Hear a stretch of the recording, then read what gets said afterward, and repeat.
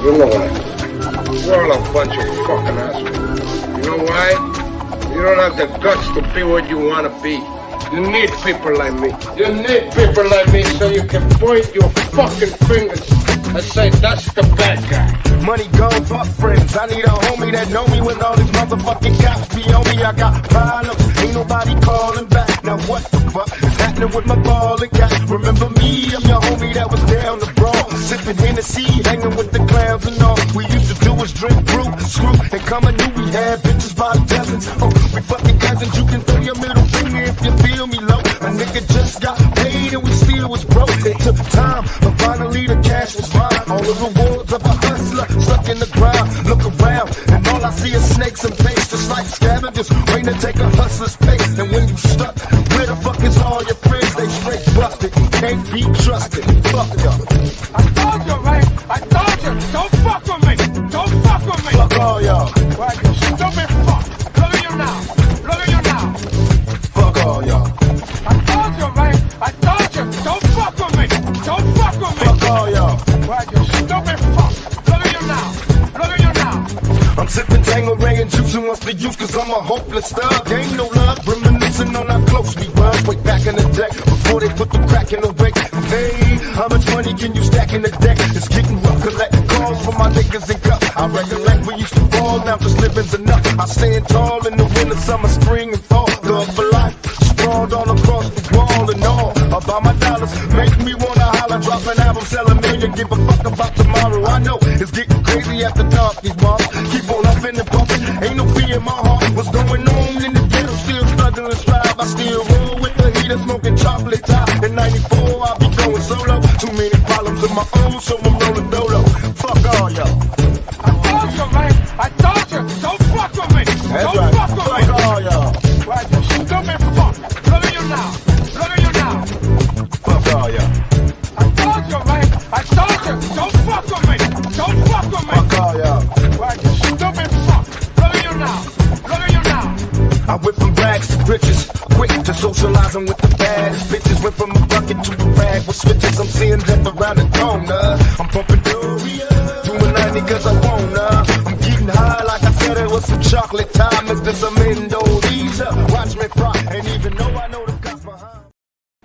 What is going on, everybody? This is it. This is the return of the fight, guys. This is actually episode 19 if you go back, count them all up. And I think there's a couple in there that weren't even fucking numbered. There's one or two that were lost. There's some that weren't even on this channel. I appreciate everybody for coming back. And if anybody's not seeing this, it's probably because, and you're seeing it after, it's probably because I didn't edit in the settings and I didn't click a couple things in the settings and like, yeah, but like not that any of our fucking, I don't think that any of those settings really matter, but the YouTube settings, I forgot to click them. Not that it really matters. I don't think so. I tried to do it now. I don't think you can do it while it's already live. Don't think it matters. I think you can totally still see it on YouTube. I don't think it's not like it's not there. I shared the link and it came up on all my sub boxes. Perfect. But I appreciate everybody for coming out. It's going to be one of those nights where we're kind of just going to kick it off quickly with a Fight Guys kind of normal night where we're going to go through, and we're with the normal Fight Guys crew, and we've got a new addition, and it's Jay Michaels for tonight, and Jay's been coming on recently, and not far from new to Fight Guys as far as being on the channel, but if you've seen the channel, like, he's here every single week, been here since week 1 for hours, right? And we thank you, Jay, for coming on tonight. Yeah, man, love it. Coming out, and this is late for Jay, so like, people, this is a big commitment for him to come on, and he's giving his picks tonight and coming up and chill. Well, What's Pat, up, Torn? Isn't it only fitting that we have our UK correspondent for UFC lens? Oh, exactly, right? And this is the perfect. Yeah. This is the absolute perfect card for a guy like Jay to be on, because this is one of those cards where there's no excuse. He's not going to sleep this week.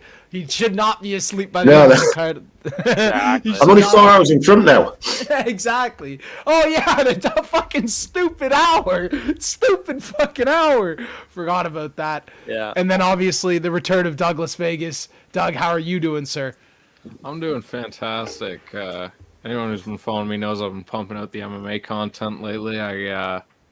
the timing worked out for us to make a return to fight, guys. I know you've been hard at work, so we all got the time again, and I'm more than happy to talk fights. Absolutely, we love talking. This is something that we enjoy, and I think that it's better to think about the picks now than to think about them like normally. Sometimes I do. Right as they're happening, the fights are coming out. I'm going, who am I picking? I'm thinking in my head. I'm looking at the record, and then I'm making the educated guesses, or I'm asking you guys, or I'm kind of thinking, and I'm like going, what's really the odds here? Like what's going on? And then of course, but it's like a true surgeon though. Sometimes you're just fucking. Oh yes, like 2 weeks ago was my biggest MMA week probably ever, and that's not even close. Yeah, exactly. And one of the biggest parlays was one of the biggest parlays was a $20 to win like $1,500 parlay. So it's like it's one of those things where it's like it gets kind of crazy sometimes, and sometimes a broken clock is right twice a day, as they say. And hopefully when one of the times when it's right, it's for $1,500. That's what they say. Like Da Vinci freehand in the Mona Lisa. Yeah, exactly. And saying, "Oh, fucking, it looks great." Dan, and then of course the always my co-host Lieutenant Dan is out tonight. Dan, how are you doing? Yeah, good, man. No, I've been looking forward to this card. I've been able to do a decent amount of research this week. Actually, in contrast to the last couple weeks, and same kind of you. Like I've last 3 weeks been my best run in MMA, hands down. For sure. And not really doing that much research. So hoping not to have jinxed myself, since I'll be pissed. But that's how it works. That's how the game works, right? So it's like also this is an interesting card too, and I think it deserves a little bit of research, especially because our first international fight night since COVID and stuff like that. Absolutely, I didn't even realize that. Not counting Abu Dhabi, because those are obviously more so pay-per-view and stuff. Kind of getting back into normal, be able to do this kind of thing, and having Mr. Vegas back. Obviously, loving the MMA content. He's been preaching it. It's huge. Out, so we gotta check that out. But, if anyone's interested in my picks, just in case, I'm not sure if I'm going to be able to hop on the stream on Saturday. I'll see if I'm booked, so to say. Oh, of course, I hear you. But if anyone is interested to see where my money is or where my money has been over the last few weeks, Doug Las Vegas. You should be able to put. You should be able to put the link in DougLasVegasBets.net. I'll put it in the. You can do it yourself and post it up. Remember, you can do it. You can put it in there and shit. It should pop up and stuff. Because but Dougie's been on an absolute heater as well. Oh, okay, you're not logged in. Yeah, I'll figure it out and share the link into YouTube. Send it to me in the private chat, and I'll put it in the YouTube chat, because then it'll be linked, or Dan has to post it. You're moderated too. You can post it in the YouTube. You can post links in our YouTube directly just to the YouTube. That would probably be. And then, that'd probably be your best. Landscape, anyways. Here, there it is. I'll there, post here. it on the YouTube as well. I'll put it up on the screen. You put it on the YouTube. But Dougie. Isn't your 10-unit bets on some your main big bets, or on some sort of streak or something like that? I have not missed on my best bet of the week in all of 2021. Every single week it has hit. There's no specified unit, just my best bet of the week, which is now only available through my premium bets system, which is just $10 a month for 4 premium bets. It's as good a deal as you're going to find in the betting industry, and I'm not even hyping myself up. $10 for 4 events worth of premium picks and write-ups that have been on this consistent. You could literally have a $1 unit and have made your money by now. We're betting on Dougie's picks. I'm not asking anybody to drop a ton on it. I'm just saying, have a look. You can see what I've done. My picks are out there, and they always will be on DougLasVegasBets.net. So make sure, if you're interested, check that out. And there might be the biggest fight guy that there is, Mr. J Blues. Mr. J Blues, hope you're having yourself a good night. Dougie, the tracking too. I think I'm gonna do that as well. Start tracking my picks on BetMMA.tips. They have fantastic third-party tracking for anyone who's interested in tracking their gambling. I would highly recommend them. I've recently signed up. UFC London will be my first card tracked with them. But as I said, all my previous cards are also tracked on DougLasVegasBets.net. I won't even ask Pat, because Pat try to track Pat's try to track I was gonna say you can't track my bet. Physically impossible. Find Atlantis on a map. physically impossible. You can't do it. It would actually blow people's minds. It'd be like the scene in Indiana Jones. It'd be like the scene. It'd be like that scene in Indiana Jones. I would get someone who could actually figure out what your units percentage is or what your return on investment is. If someone can figure out even ballpark of 10%, I'll give them a doctorate. I wouldn't even know. In what, but you're a doctor. It's possible. It's fucking, man. It gets crazy. Pat doesn't even know. That's the question. I don't even know. That's the whole thing. I'm keeping more of a scope on it this year, though. Like last year, if I start thinking about it combined with last year, no fucking clue. This year, huge clue because I've kind of only really been. I haven't had a fucking losing week this year, so it's like, oh, okay. Like I haven't really had a bad week, so it's like, okay. Last year, fucked. Last year was up and down and just depoting money and like not really thinking about it. You haven't. But I can almost. I don't even have to ask you. You haven't taken a dime out of that fucking account, like a psychopath. No. It's still loaded up. It's loaded up. It's loaded up, and it's psychopath. Before I make the final bets tonight, sitting in there, just fucking over $3,000. Before I make the bets, tonight, it's for UFC London, man. I need a couple G's. Get your ass a bed. Or in a chair, like you're chair first instead of sitting with 7 pillows behind my back. You have enough for both. You have enough, and then Racco. You could. Oh my god! I gotta say, I'm a lot more comfortable than last time I was here. I have an actual fucking. Did you get a nice chair? Or I have an actual fucking chair here, not the beanbag.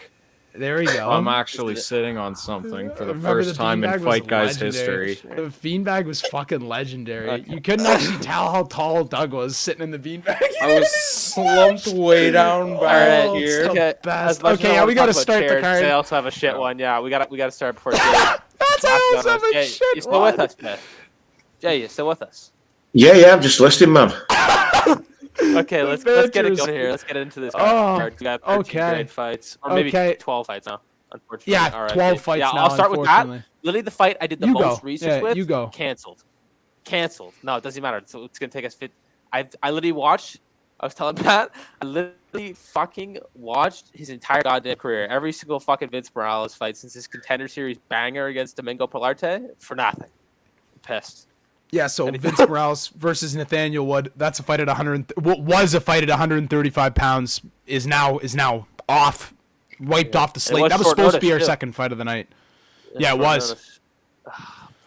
So it gets kind of. I think somebody has offered. Official parlay with Wood is now canned. Who offered to step in? Who was that actually? Offering to step in and Grant. Stepping in are two different things. Davey fucking David Grant might be serious. David Grant will come in there and fucking sleep. I'm just kidding. No, we'll talk about that live if it comes to that. We don't need to get into hypotheticals. But yeah, it just sucks. Just wanted to make note of that. But we got an absolute banger to open the night. Dougie, you want to lead us off on this one? Yeah, we're looking at Muhammad Makayev versus Cody Durndon. Muhammad Makayev, thank you, Dan, for sending me the link to his YouTube channel. I just laid in bed and watched a bunch of his fights. It's awesome. Yeah, honestly, I enjoyed watching this guy fight. It's a documentary watching that. Yeah, he's got everything. He's probably one of the most interesting up-and-coming flyweight prospects that I can remember in my time watching MMA. I'm excited to see him. I'm not sure he warrants the minus 350 number quite yet. There's a couple questions there, and against I mean, Cody Durndon isn't high-level competition, but in his 3 UFC fights, we've seen him go to a draw with Chris Gutierrez. The Jimmy Flick loss was, a flying triangle. It was a fluke. That's something else. And then, not a fluke, but some of the craziest things you've ever seen.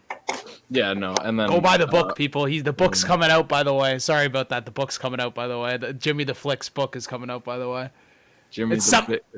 It's something called brick house or something like that. Build a house with bricks or something like that, or some. Awesome. It's a great. One of our favorite submissions. Wasn't it like our submission of the year? It was one of mine. Or like honorable mention or something like that. It was flying armbar or triangle. Which one was it? Okay, yeah, we're getting sidetracked again. Go ahead. Sorry. No, not really. Yeah, no. I mean, I've said most of what I can about the fight. Makheyev's 5-0. As we said, there's a few question marks about his competition. He does have a pretty vast amateur experience, so he's not necessarily inexperienced, but inexperienced at a higher level. This is a big step up for him. So the minus 350 number is a little bit questionable. Hard to find too much value on him betting wise, but I'm definitely excited to watch the fight. I mean, Cody Durnan's he's a run-of-the-mill flyweight. He'll win some, lose some. Draw with Chris Gutierrez. I think Chris Gutierrez just creates tough fights for people. So I'll certainly be watching that one for Makhachev, but I'm also weary of the steep betting price. Yeah, it is kind of one of those ones they're almost setting you up for if a guy's kind of coming to the show where the light's going to be a little bit too bright for him. I don't know a lot about Makhachev, and I really didn't do the proper research on him yet, but you guys talk about his extensive research. I watched one or two of Dan's little videos that he posted on the YouTube. The guy is definitely talented. I don't take that away from him, but Cody Durden is one of these guys that is pretty exceptional when he comes out there to fight. He's definitely not he is kind of a little bit like Doug said perfectly, kind of run of the mill a little bit. So it's going to be interesting to see that. Is Makhachev a little bit different? Is he going to bring something that's going to really make us go wow? And like Doug said, be one of these more interesting guys, because it's hard to find people that are interesting, right? You have guys like Cody Durden who are new in the UFC and no offense to Cody Durden, just boring. There's just no personality. There's no real history behind them. But the more guys you get in the UFC, especially with these careers and these no losses on their record and stuff like that, it gets interesting. It brings a little bit more hype. So I'm looking at Makhachev with this line. Cody Durden, might I add, is not boring. He has had some controversy arise before. After his last win. What was that his one? Quote, he said, "I had to send him back to China where he came from." Oh my God! I didn't even hear about that. I didn't even hear about that. I remembered everything fucked up about Cody Durden. I don't even know if I fucking heard that. I don't even know if I ever heard that. Boring. That was after his last win. I'm saying it's fucked up. It's not necessarily boring. Yeah, Colby Covington met fair point. Oh God! Next thing you know, Cody so Durden's going to be headlining pay-per-views. Yeah, for sure. You got any more thoughts on it, or? No, I'm taking Makhachev via decision in this one. I don't think he finishes Durden. Okay, well, yeah, I think this is going to be a super interesting fight. I think submission's something I was looking at as well for Makhachev, if I can find a good line on it. I think this guy is... We've seen people, because I always say there's the next generation of guys that we've seen coming through the sport that have been training MMA their entire careers. When you talk about the true next generation of fighter, like, this is Makhachev. Like, not only do we have this Dagestani-born, UK-trained hybrid that's going to have like the fan base of a British fighter and the skill and the wrestling base of a Dagestani. Obviously, he was only in Dagestan until he was 12, but still long enough to probably have a pretty hard childhood. And I know we saw those karate fights when who's however old. We know he's got that wrestling background. He's literally been fighting other kids in cages since he's like 15 years old. Like, been fighting guys. That's what he's been doing. He hasn't been playing soccer. He hasn't been playing American football, English. He just been fighting guys. And this is probably it's not going to easy fight because Cody Durden's good. He's got good hands, and obviously I think he's got a state wrestling title under his belt. But I think he lost that Orichi Lang fight. Jimmy Flick, obviously super impressive, but it shows you can get kind of caught in some of those dangerous grappling scenarios and not get himself out of there. Like Gutierrez, as Dougie said, like that's not really, or not even a loss, but he's a tough fight for anybody. But I think we all know the UFC. He's in a position to lose.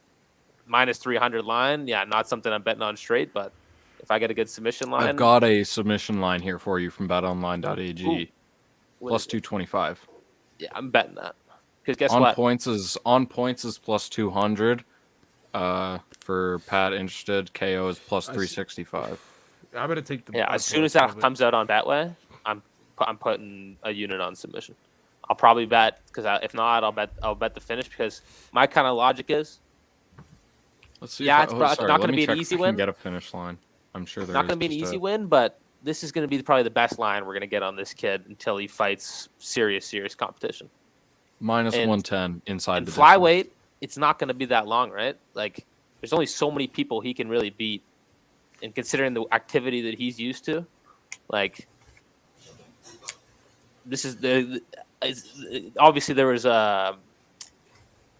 what's his face, Golden Boy or whatever, that was going to be the youngest champion. But like this guy, obviously we got to see it in the UFC, but he's actually a serious contender to beat John Jones' record, youngest champion ever. If he can actually, even with the loss here, he could still do it. He's that impressive. But I think that's enough on that fight. Unless Jay, what do you have to say about? Not a lot, really. You've mostly said it. Mikheyev, I think, to be honest, come Saturday night, I think he'll knock him out. I think he'll knock Durden out. I think home advantage as well comes into it. He's going to have a lot of fans there. There's a lot of people there that are going to be screaming for him. I think he'll knock him out. I like it. So we're all unanimous sweep on Mikheyev. I am on the decision. And I like later rounds too. That's the last thing I'll say. If I can get rounds 2-3, I'm a psychopath, so I'm going to bet it. I would bet 2-3. I would love to see because I think the first round, I think he'll get a good fight out of Cody Durden, and then he'll just start grinding. Yeah, I'd say probably round, and then late round 2 or 3, definitely. Sub or TKO, but yeah, I'm definitely betting it because I'm a psycho. On to the next one. Okay. I think maybe you should take this one. Didn't you say you were high on Corey McKenna? Oh yeah, we'll go through. Take it. Quickly, but I think she's good. I don't think Elise Reed's good. It's kind of all you really need to know about it. It's all you really think. If you have, I think the line's pretty justified considering the gap in skill level. I think there's a really easy road to victory for Corey McKenna with the sub. Obviously, that was a pretty impressive looking. Who is it that rolled through her again? Over Elise Reed? What, fucking Sajara? Elise Reed got... Sajara Eubank. Yeah, Sajara just, like, when she wanted... Like, she easily got on the mountain. And she just absolutely just fucking obliterated her with ground and pound when she needed to. And obviously started going down in weight, looking probably the best we've ever seen her. But, like... Yeah. I mean, I don't know. I think it's not going to be quite as aggressive, but I think she'll probably get the sub. I think Corey McKenna has very good training partners, too, over at Team Alpha Male, so yeah, I'm not picking Elise Reed after what I saw when she got steamrolled by Sajara. I remember that. I actually have money on Reed. I'm pretty sure to beat Sajara, but that's beside the fact. I'm taking Corey McKenna all the way here. Yeah, but that's kind of just an auto fade spot. Yeah, it was just auto, especially she was coming off that surgery. I was like, auto fading her. She was coming off the surgery. I was auto fading her too. Remember, she had to have surgery and got pulled out of that one fight. No, who would have expected her to do that though? Nobody. Crazy. Yeah, 100%. Was she gonna take her down? Yeah. Was she gonna do that? I don't know. Doug, can you actually find? The Corey McKenna finishes at 4-1. Probably means we'll get a pretty tasty sub. I can probably get that for you right now. Do you have anything else to add on the subject while you're looking for it? Me? Yeah, sure, Jay. Yeah, Jay, do you have anything? No, not on this one. On the Welsh last? I don't blame you. On the Welsh last, though? Nothing? No odds on that. There's no odds? No? No. It'll probably be All at least like is, fucking... goes the distance on Bet Even Online, the finish so if it's is not nice. on Betway. Mm-hmm. Even the finish is nice. I just think, like, especially, like, it's not massive on betting women's finishes, but, like, I think there's a pretty clear skill gap. 100%. But not obviously it's going to be a small, but at 4-1 plus 300, that's not a bad. And dare I say, this is, if you're a parlay bettor, this is your dream card. That's, as we talked about Mikheyev, his line might not be justified. You're saying this line is justified. That's probably a better parlay piece than in your mind. But it's women's. Or sorry, that was me that was saying the Mikheyev line wasn't justified. I shouldn't put words in your mouth. Sorry. No. What I'm saying is, I don't know, but I think it's not as good because it's women's MMA. And that's Elise true. Reed It's does much have less okay consistent. hands. That's her only attribute. But I think that she'd have to finish Corey McKenna, in my opinion, to win this fight. And I don't know if you're gonna bet on the Welsh chick to get finished, but but also the reason Dougie Ashley I kind of like it is it's so early on in the card that if it fucks a parlay, you just remake it. That's true.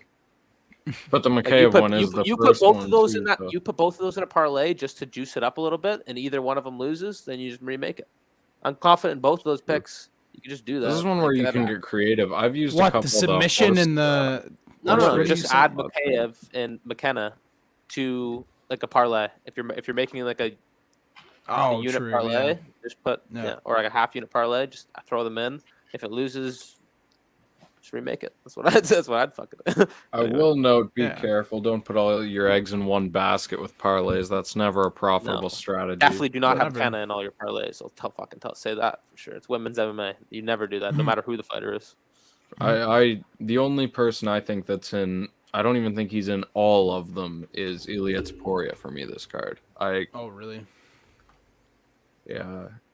I didn't put everyone in all of them. There are so many parlay opportunities to me that you can kind of just mix and match at will, and I was happy with the way all of them looked, especially with Topuria as a main piece because, well, we'll get to that later. Yeah, absolutely.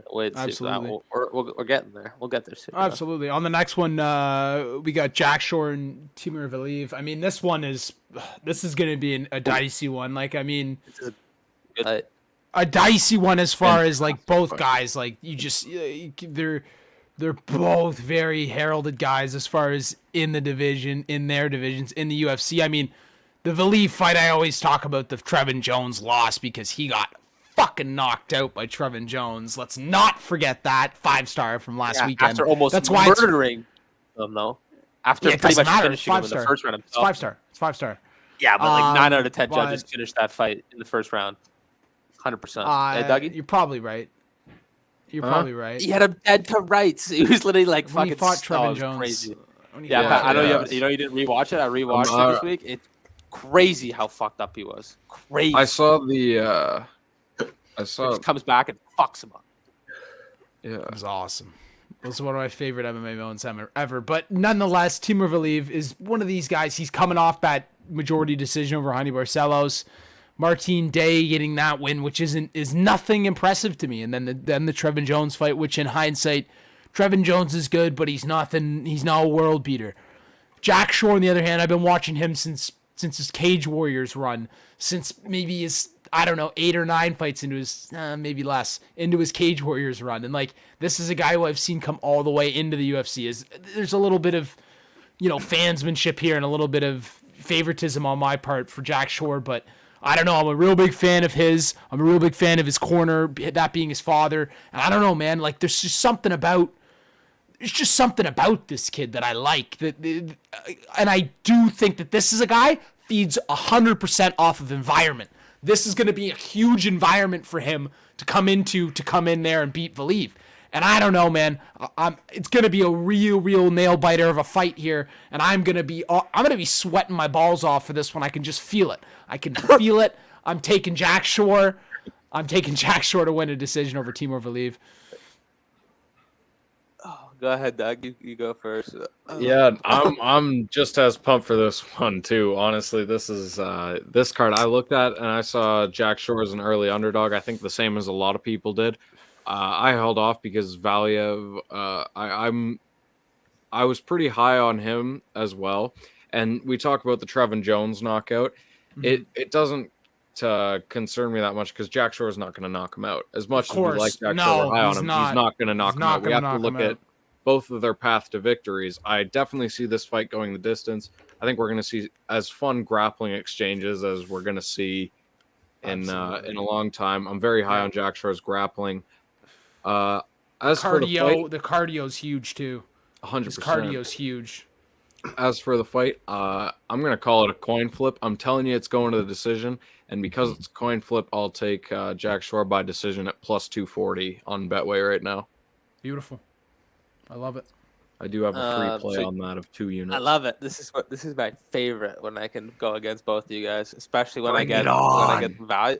Because one of my main case, I think this is gonna be a great fight, but I think that the grappling is gonna pretty much equalize here. I think Valiev can keep it on the feet. I think anytime the Shore will be trying to go for a takedown unless he gets a good timing on a spin or something like that. Because I don't know, it could definitely be a bullshit stat, but I think his takedown defense is 50%, but that's on 2 attempts. I don't know what the other one is, but the one is against 5-star, and that was at the end of him getting his ass beat, and was a spinning back kick attempt by Valiev that was perfectly timed by Trevin Jones. So obviously it's hard to defend it. 200, by the way. Sorry. Dropped it plus 200. Okay, that's one of my main reasons about taking Valiev here. Huge kind of value play too.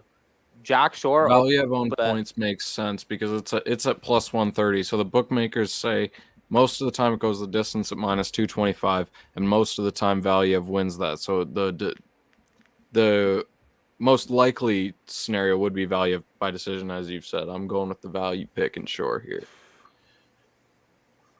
I'm with Dan. No, but the reason I'm saying it's a value pick. The reason I say a value pick is because he's been steamed all the way down from plus 150, like a week ago. You're getting value on the money line for sure. 100.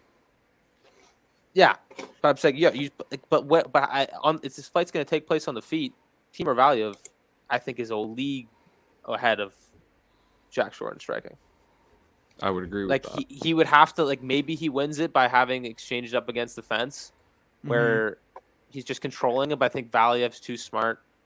That was a fucking I think he's coming down in skill level after beating Jaime Barcelos.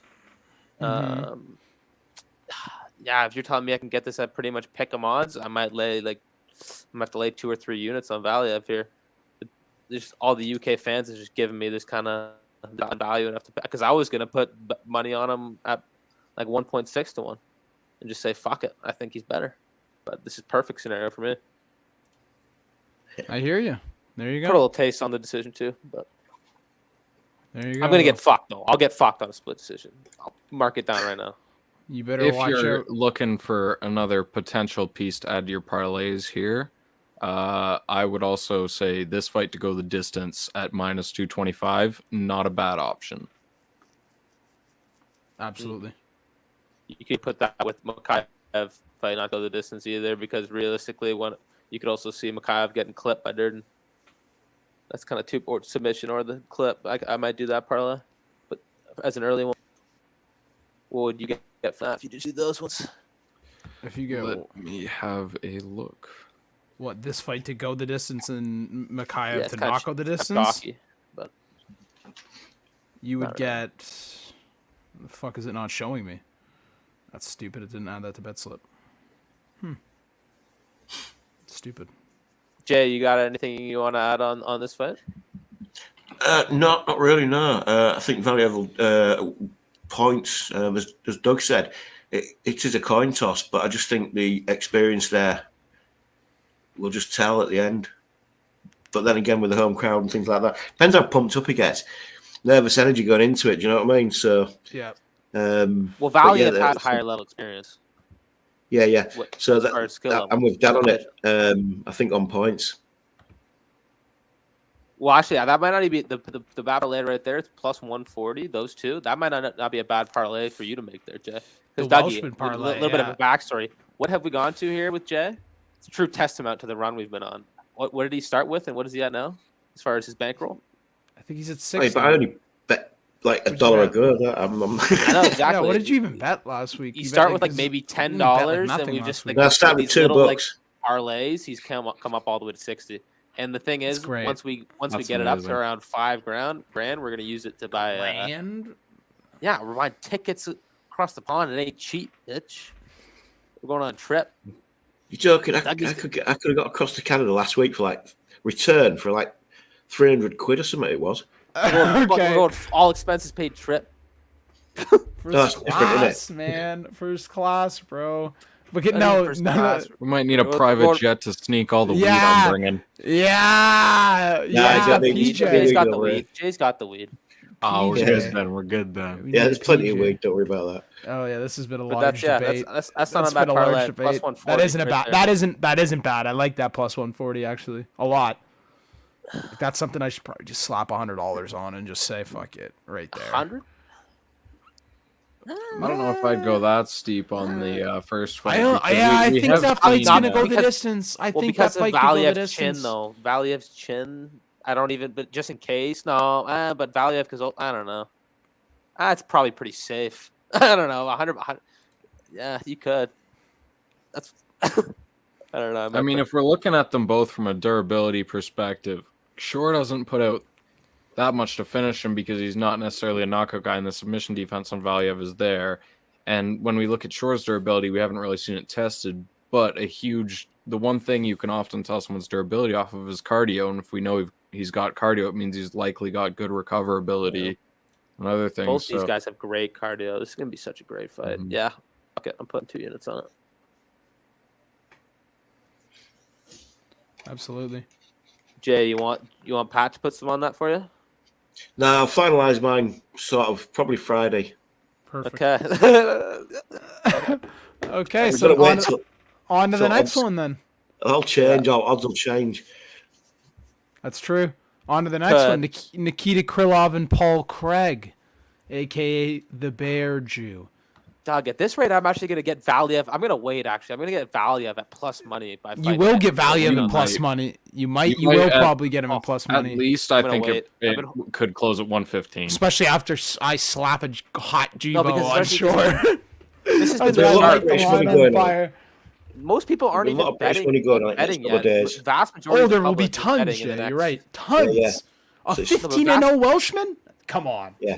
Oh yeah, So it's all the money's not going to worth come in on going fucking on Friday yet. night, Saturday, right Yeah, before the fight. 100%. yeah, right before the I'm gonna fight. wait and get him at plus money, and I'll be fucking slapping around. That might be actually one of my bets of the night. Say fuck it. Could be. That could be really where you make all your money, because then it could be a shit show after that for you. We got Nikita just Krylov. wait, bitch. We got Nikita Krylov and Paul Craig in the next fight at a light heavyweight bout. Man, I don't know. As far as me off the rip off on this one, as far as just looking at it, we saw Paul Craig in his last fight where he basically contorted Jamal Hill's arm right out of its socket, and that was pretty fucked up to watch. But I was like, holy shit, that just fucking happened. Paul Craig's kind of one of these guys that, you know, I don't even really. I almost kind of forgot about him for a bit because it has almost been a year now. And you know what? Man, I kind of missed me some Paul Craig. I missed seeing me some Paul Craig and seeing his crazy ass get out there. And I was watching some interviews with him today, and I'm like, you know what, man? I'm all over Paul Craig more than I have ever been. I don't know, man. I'm gonna take Paul Craig to take this one over Krylov. I know that Krylov's kind of one of these guys that he really does put on a pretty good fucking bout, and he's kind of one of these guys. He's a little bit, for me, hard to pick against a little bit sometimes, but I don't know, man. This one against Paul Craig, another hard one for me. I'm taking Paul Craig on this one. Interestingly enough, I sort of agree with you. I found this fight a little bit too hard to pick. I'm not going to have any official plays, but I did see enough value on Paul Craig to add him to my DraftKings lineup this week as a final cheap piece. He was around 7,500. When I watched Paul Craig fight, I think his jiu-jitsu for a guy in the larger weight classes, heavyweight and light heavyweight, he is up there with the top grapplers in those two divisions alone. So if Krylov can keep this standing, or if he can use his wrestling to cancel that out, I could see Krylov, controlling this fight comfortably. But if Paul Craig can put him in some difficult positions, as he has put guys like Jamal Hill in his last fight, and a few other guys, he's contorted around with his submission skills. Yeah, Paul Craig is definitely live in this one. 100%. Dan?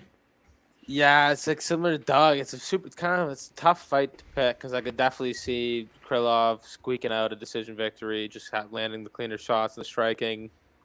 maybe probably ending up on the ground a couple times. Maybe once he takes him down. Maybe Craig gets him down. It's. I think it's a fight that you're really sweating on. If you're holding a ticket, you're gonna be sweating for 15 minutes. I think if I can get a nice line on Paul Craig's sub, I'll put something on that and hope it comes through. Because I'm also kind of conflicted on that. He's been in there with so many good guys, Krylov. Like, he's been in there with the best. Gentlemen, with Glover. Paul Craig by submission plus 350. Ooh, that's huge. I'm gonna have to drop a Slap unit on that immediately. $50 on that right now. Well, it's not on Betway, Pat. It's only on Bet Online. It's on Bet Online. They dropped the We can price get the a little bit finish. earlier. True. We can get the finish Plus though at plus 350. 275. Ooh, that's huge too. Yeah, maybe. You know what? Maybe he We're gonna get snaps that. another We're gonna arm get and it punches the guy in the eventually. face again. Maybe he snaps another guy and punches him in the face again. Fuck. He had a TKO technically over Shogun too, didn't he? Yeah. You know what? He tapped to strikes. Yeah. Yeah, I might I'm putting a unit on just to finish now, and I'm a psycho, so I'll probably have to put another unit on the sub on fight or nah, no, it's a lot on this fight. But there's so much value. Tons of. He's not going to win he won't. I don't think he win. If this goes to distance, Krylov wins. He doesn't win. Yeah. I think Krylov beats him because at that point Craig's Krylov main will be way to stuffing. Krylov will have stuffed a bunch of. He'll have stuffed a bunch of stuff. He'll be at this point where he's stuffing too many shots, and then here we are. We'll be living in that world. No, he'll probably actually spend some time in Paul Craig's guard and survive. Like he went the distance with fucking Glover Teixeira. I know. About but Glover's 3 or 4 was a split. chokes. Glover's been fucking The harnessing. Glover Krylov decision was a split, I believe. Even maybe. Yeah, that's kind of bullshit though. That was kind of bullshit. I rewatched it today. Glover wins that fucking 100%. That judge is cracked. But Glover had like about 3 or 4 chokes that would have subbed 99% of the division and have. So like it's tough. It's tough to fucking submit. Yeah, that's. I'm gonna wait and get the actual submission line. He does have submission losses in his career, though. He does. Interestingly enough, multiple. He has 2 losses via arm triangle to the same guy, Von Fluta, St. Preux, which we've seen a million times, a guillotine to Serkinov, arm triangle to Blachowicz. This guy's lost by submission a good chunk of times, and against a guy like Paul Craig, you're giving me plus 350. I'll take that. Exactly, 100%. But also, Blachowicz subbed him, which was an impressive choke, and he got him pretty good. But like that was fucking 5 years ago, almost not even 4 years ago. And like the Serkinov fight, that was fucking like 7 years ago, 6 years ago. So like, Krylov is one of these. Been guys in there with some of the job. most dangerous cats. It's a different. It's kind of for me. It's like a thing where we're getting like a skill level difference. Right, I think the more I look at it, you can kind of get value on Krylov decision, but it's just going to be a sweat. Krylov's only 29, but he's actually like a 39. Like realistically, he's like a 39. Like 29. He's got the fights of a 45-year-old, bro. Like it's kind of crazy, bro. Okay, that's enough of that though. I don't know. Dan, where are you? You're going the same way though. What about Mr. J? It's tough. It's tough. I like Craig, and Craig's got the tools to beat him. But there's another factor you have to chuck in there as well. Yeah. Krylov's Ukrainian. So he is not carrying a flag into this fight, though. I believe. No, he's not. Well, there's 2 Russians fighting on the card as well. I know he's not, but you're still going to carry it in your mind, aren't you? Krylov also went. He's lived in Russia. He's spent time in both countries, I believe. Yeah, of course. Yeah, but he was under the Ukrainian flag, wasn't he? And he did train under that. So I don't know. It depends. Yeah, I think his parents are Russian. He's ethnic Russian. I don't know if he's going to want to carry that. Yeah, there's a lot of Russians. A lot of Russians that do live in Ukraine. Yeah, I don't know. There's quite. I mean, I think Craig will beat him. Isn't that one of the fucking places that was already fucking like seized too? Like that's crazy. Dan, why are we talking? It is crazy. It is crazy. That's a great point. This is a fight that we should just watch. I don't even know if I want to put my money in this fight. It could go every single fucking way. It could go this way, that way, sideways, all the way to bankrupting me or making me everything. Might as well just. I'm betting Paul Craig 3rd round sub. I can guarantee, or just 3rd round in general, because you have to, out of just fucking obligation. Yeah, I think Craig will do him, but just another point just to chuck in there on the betting factor in it. No, that is a great factor to check in there. 100%. Plus 150. So, it's tough, but there's value. next Dougie's got fight the we cheeky got fucking betonline.ag. Shit, I need to get BetOnline.ag switching over there has been one of the best moves that I've made. Do they have an app? No, they don't. Can you e-transfer to them? I think so. I think that's how I've been doing it. I don't even remember. My memory's shocked. I think we'll get the subline soon, though. It's gonna be pretty good. You said it's plus 350 for you right now. As long as I get it above plus 300, I'll be happy. I made a play on it at plus 350. Oh, for sure. If I could right now, I would. That's stupid. That play is now live on BetMMA.tip, so I'm putting it up on LasVegasBets.net. There you go. There you go, folks. It's done. That's live in action on the pod. Okay, on to the next one. Next one is our second heavyweight fight of the night. What? Well, our first heavyweight fight of the night, but one of two. This is what I meant. I'm a little bit big. Shamil Abdulraka versus Sergey Pavlovic. This is gonna be kind of one of those ones where we get to see a little bit of some interesting stuff, but in reality, probably not. It's heavyweight. We're probably gonna see someone fucking go down and someone roll through someone else. I'm picking Sergey Pavlovic to roll through Shamil Abdulraka. Round 1 finish. It's gonna be a roll. Yep. Totally. Steamroll. That's most likely. Yeah, we just get to see some hanging and banging. That's what you kind of like. It's a couple fights in, what, 4 or 5 fights in, 6 fights in, and you're like, yeah, I can see some heavyweights just fucking, a couple, one guy who's maybe not as good as the other guy, and just see what he's got. If he wins, he wins, and that's the way she goes. But that's pretty much it. Dan, what you agree? Doug, what are you thinking? You probably agree for this one.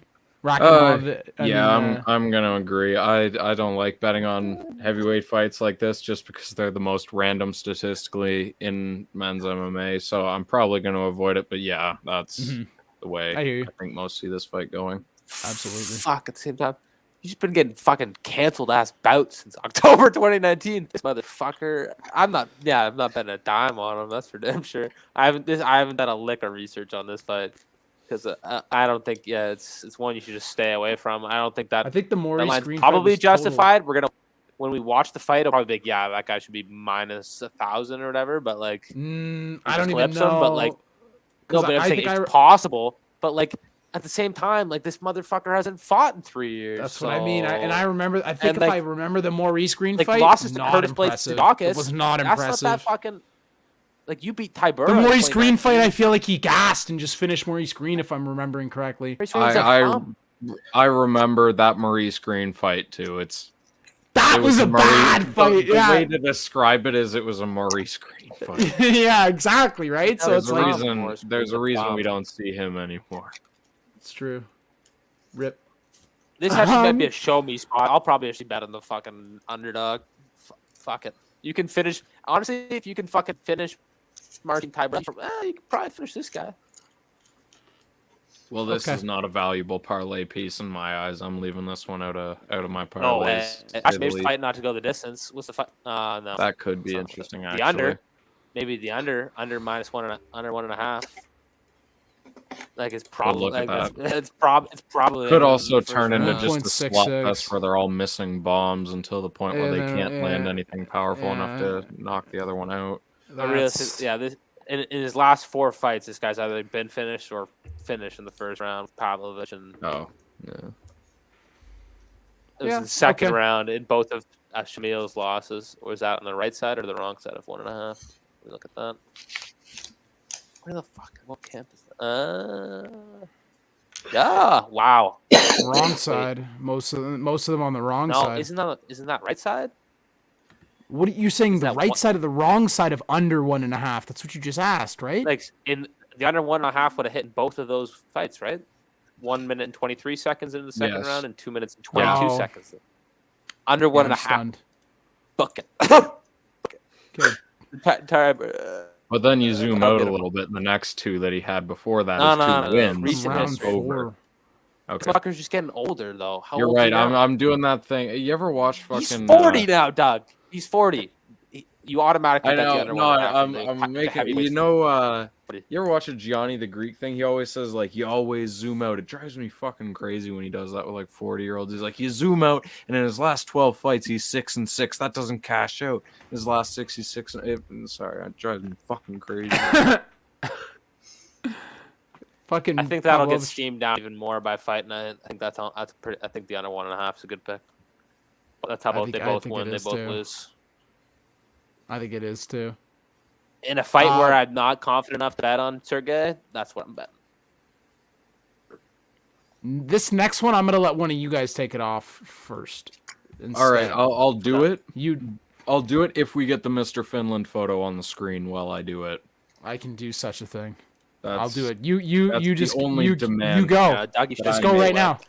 I'm a huge Mr. Finland guy. I recently stated on my Twitter that he is the most attractive man in MMA, and no, I'm not gay. I'm not. Anyways, his last fight, he got knocked out by Lerone Murphy, but before that, he looked incredible. Lerone Murphy does have questionable grappling defense, but we're going to see some fun grappling in this one. Mike Grundy, a very credentialed wrestler. We saw him struggle to get takedowns in his last fight against Lando Venata. I was high on him going into that one. This one, though, it's a tough fight for both gentlemen because Grundy, the traditional wrestler, Makwan thrives in these kind of scramble wrestling scenarios. It's going to be a fun grappling match. Grundy's probably rightfully the favorite as we've seen him get wins more consistently. And the way he controls wrestling is more favorable if this goes to a decision. Also, we've seen Makwan's gas tank fade at time to time. So in this one, thank you very much. That is the most attractive man in MMA right there. No problem, sir. Look at all those women. I could only dream to be that man. All those. Look at all those gambling poker chips. Yeah, look at those. Such a poker rich, chips. successful man. I could He only honestly dream kind of of looks like being Mr. Goldberg in that Finland. photo too. To be honest, He doesn't look like Goldberg, man. Just shut up about A little Carlos bit. Goldberg. I don't want to compare Anyways. people to him. Yeah, in this one, I'm probably going to have to say Mike Grundy by decision is the way that I would favor it. I think he'll just use his wrestling to control Makwan most of the time. We might see Makwan have a few good moments, but I don't expect him to be able to capitalize long-term on any favorable positions he gets. Dan, what are you thinking? I know Jay's got a pick on this one, so I'll let him go next. Oh, okay, perfect. Well, it's just basic. I just think Grundy's got more tools in his box, and I agree with Doug. I think he'll beat him on points. I think his wrestling skills are so much better. Yeah, that's basically it. It's just quite simple, really. Getting Grundy on points. Yeah. How can we no bet problem against in such an the same boat. attractive man? It's hard Well, to do. Because it's money. Grundy might just freeze in there. Nah. He might. How's Grundy in a fight with such Looking a into his rock-hard eyes. erection? Looking into his eyes. That's just wrong, all right? That's something that fucking Mr. 100 would say. Back to. You can't factor that into a bet, can you? No, Sorry, exactly. Dan, Dan, John, go if you're out there, Dan. Well, no, I just think it's first. I'm definitely not putting too much money. Like, it's good. I think it's going to be a good grappling fight for the first 5 minutes. In the second round, I think Man, you put me back on camera. I Makwan's was just going to be a blushing. bit more tired. I think Grundy will probably could get him he could finish him in the second or the third. It's kind of just I like it. automatic fade on SPG Ireland for myself as well. 100%. We don't touch SBG Ireland. You just look at the level of opponents that We don't touch it, we fade it. Amirkhani's fought. You just fade that stuff. You just go Grundy. I believe Grundy, like these guys were saying, he does have more tools in the toolbox. That's the fucking Evil for fucking like Jesus. Yeah, it's tough. exactly. He is the better fighter. I'm taking Mike Grundy, and you know what? Honestly, it's probably going to be by finish too, 2-3 split. That's probably 300 where I'll Grundy match up. finish. That's not bad. When's the last time one fought? 2019? 2021. Liam Murphy. 2020. Yeah. Oh yeah. The end of 2021 too. Yeah, so do I think too. Leon Murphy fucking kicked his ass. Yeah. No, he looked good in the first round of the Murphy fight. He was winning most of the exchanges, but then at the beginning, That's what he of the second, does, Doug. shot for a He has takedown and 1 got round caught cardio. for a knee. No, I said he has cardio issues. I've said this. Oh, of course. But you it's remember not that like fight. it's not like he faded. He got he got sent to the shadow realm by a perfectly timed knee. He would have though. I mean, you can say that he died. He's done it. I could say because he's done it his whole career. No, I know. I agree with you. I said he had cardio issues, and I said that's part of the reason I'm taking Grundy. I said these things. I'm just saying that in the Murphy fight, we didn't see that. He looked good in his last fight. We have to be fair to him there, and we can't just say he looked like shit in his last fight, because although he got knocked out, he didn't. He looked pretty good for that first round, and that knee was beautiful, in my opinion. Great point. My humble opinion. No, you're right. Because it was beautiful. Yeah, I remember it. Sweet UFC 267, aka as my uncle likes to call it. You got played on the Abu Dhabi. What was it? What did he call it, Dan? Remember, he was texting me, calling it was the Abu Dhabi fucking fuck. Damn it, I don't remember it anymore. I'll come back to it because they he thinks they rigged the fight between Blachowicz and Teixeira and that. Oh right. He was calling it the Abu Dhabi something. He was like, "You got played on the Abu Dhabi." He goes, "He threw that fight. I watched it."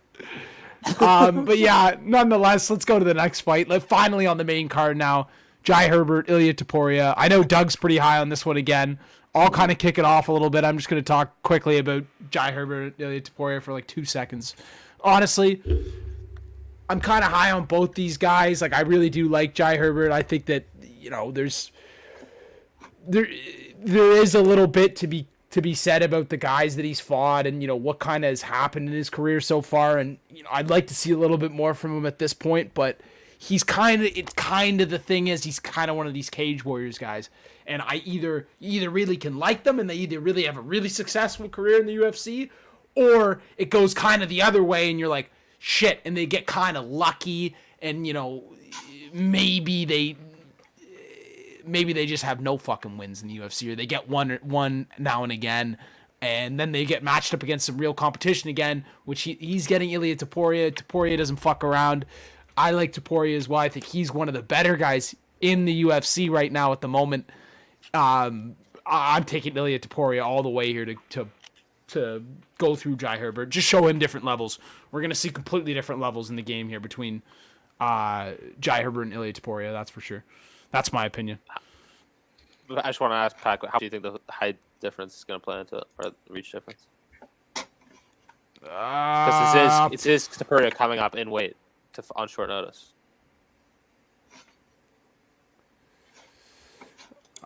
I know it is. In reality, man, I still don't think that. I just don't think that Herbert has the tools to get it done. I think that a guy like Topuria, I know that he's a fighter at the end of the day, but I think they saw an opportunity there where he could still make a statement on the card, and that's what he's going in to do. And I think that that's what he's going to do. I just don't think that Jai Herbert has. I just don't think that Jai Herbert has it. I just don't think that he does. I think that that's it for him. He's going to be one of these guys that we're going to get in the UFC. He'll lose a couple. He'll win one every now and again against a guy that maybe doesn't have it either. And then that's it. I think Topuria has it, though. No, I just wanted to get your take because I completely agree. I don't think it plays a factor either. I think it's completely a scenario of levels to the game. I think potentially one of the most lethal guys in the sport at the current moment. 100%. It's man, Purdy is a fucking problem for anybody. I know. Like, it doesn't even matter. He's fucking 5'7". He's built like a brick shithouse. Like, you don't want to fuck around with this guy. Like, that was probably the worst mistake. And I know Dougie, and we're gonna get into it. Worst mistake of Paddy Pimblett's fucking life was fucking with that guy. You fucked up, son. Finish. Yeah, no. First if the round, UFC makes that rounds, fight, Paddy 1-2 Pimblett's hype train's whatever. over. If the UFC makes that They fight, won't Paddy make that Pimblett's hype fight. train's We over. won't see that over. fight. We'll never see that fight. Paddy Pimblett will get sent to the shadow realm like we have never seen before. I would agree. Because this will be the last time that Topuria fights at 155. Because after this fight, everybody's going to be like, especially on this kind of stage. He deserves a top 15 name already. Well, it's also kind of the thing I do kind of like about it is because now the mainstream public knows his name. Okay, sorry. Well, before we really get into that, Doug, you give us your take on of course. Well, I laid some chalk today. Those who follow my website have seen on Topuria inside the distance. I think he gets the finish here.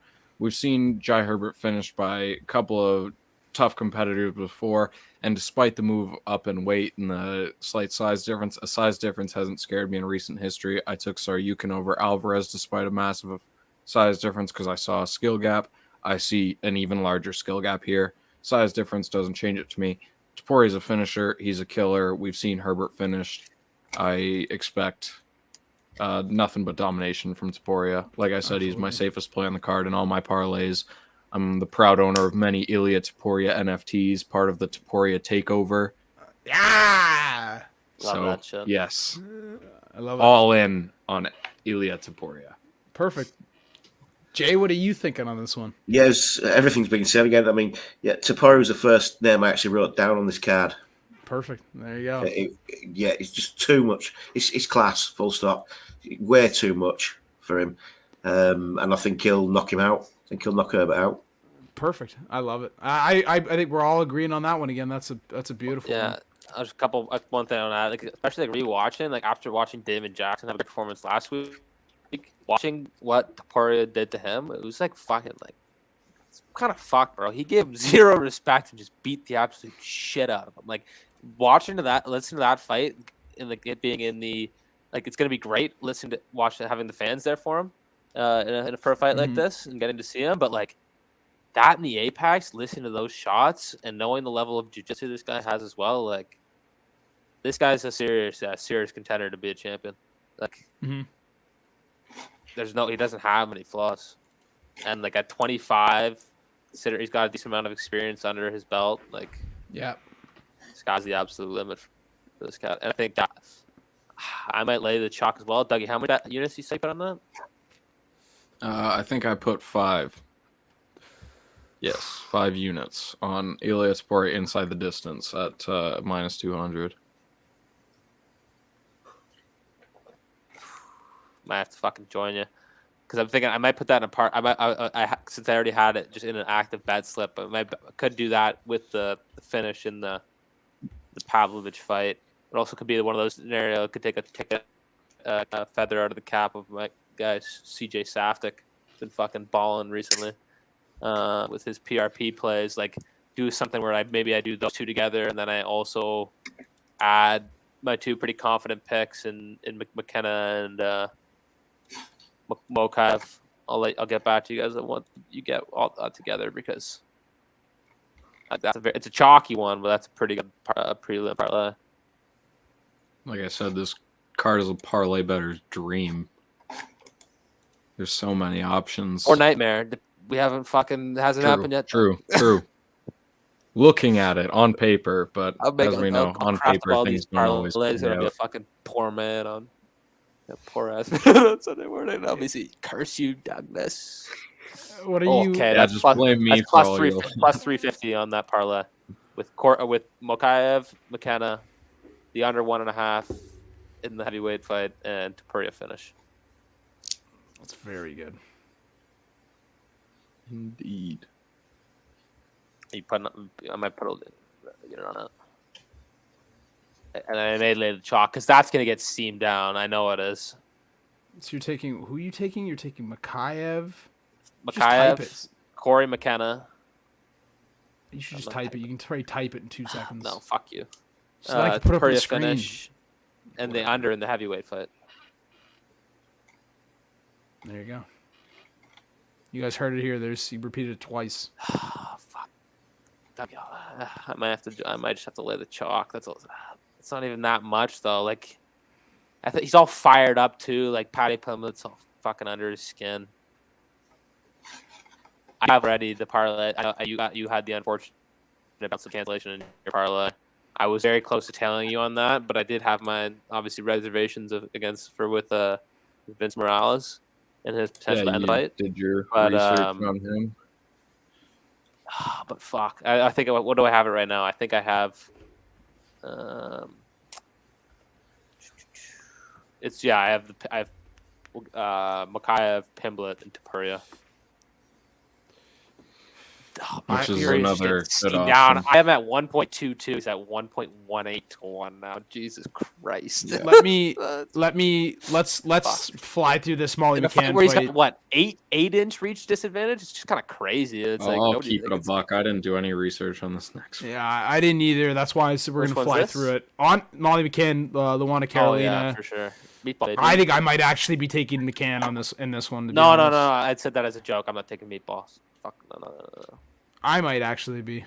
No, you really? She got the home cooking on her side. Meatball roll. Home cooked meatballs. I don't know though, man. Carolina's not that great, but at the same time, like, who did Carolina just beat? Carolina's not that great, man.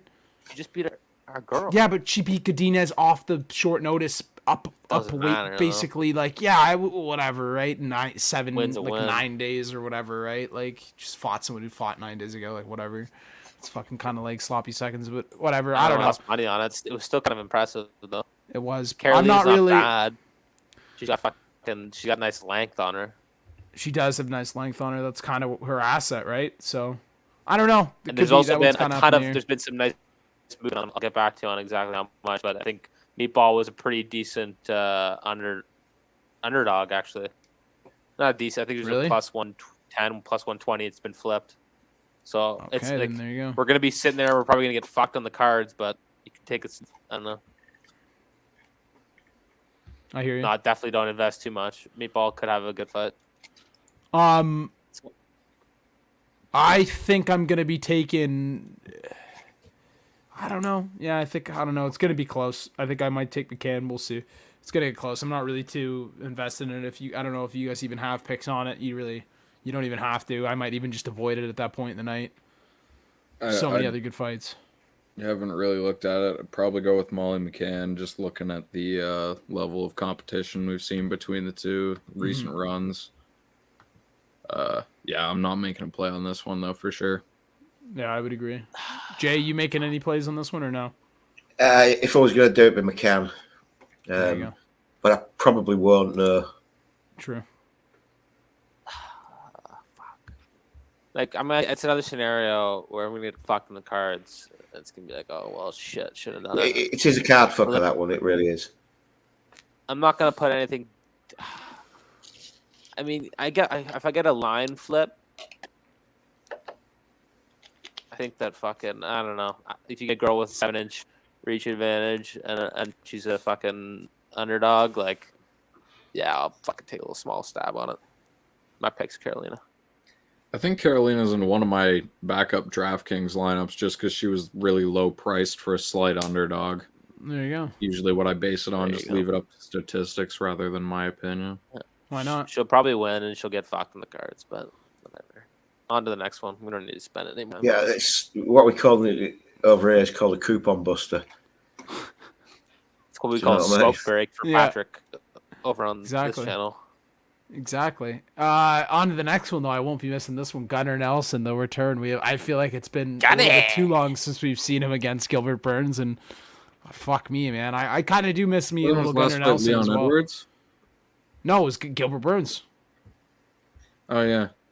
It was Leon Edwards right before that, and then he kind of, like, it's I don't know, you kind of really don't, it's like one of these guys, once again, like you get Paul Craig, we get Gunnar Nelson, we get a couple faces that, you know, we haven't seen maybe in a minute, and we're like, oh, these were formidable faces in the UFC once, but now you go to kind of go down the line, where are they at?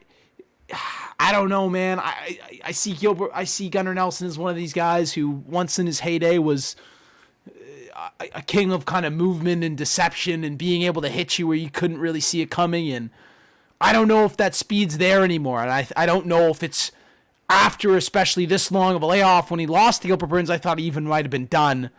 And I don't know. It's kind of at this point now, You get Takashi Sato in there, and it's okay. Maybe it is a fight on the hands and feet that sounds a little bit more winnable on paper, and that's kind of what makes it a little bit more questionable to me. Like, oh, maybe he could win it. Maybe he could win it.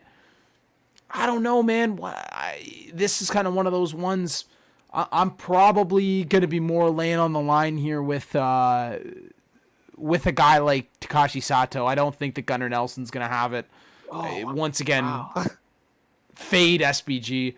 We're back on the fade SBG train. I thought he retired, for God's sakes, and I'm going to take Sato. Did, though, did he? Did he? I don't think he ever did. I think he just went dark for a while and then came back. Dan? I don't know, though. I could be Doug, wrong. your thought? Dan or Doug, your thoughts on this fight, though?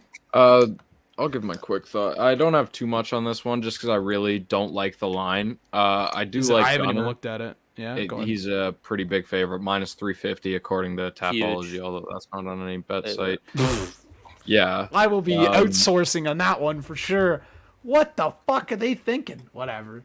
Yeah, You know what they're fucking thinking? I don't feel good enough about Takashi to lay on him. Although I'm not really going to take away from some of his recent losses. I am pretty high on Miguel Beza, so I'm not going to hold that loss against him too hard.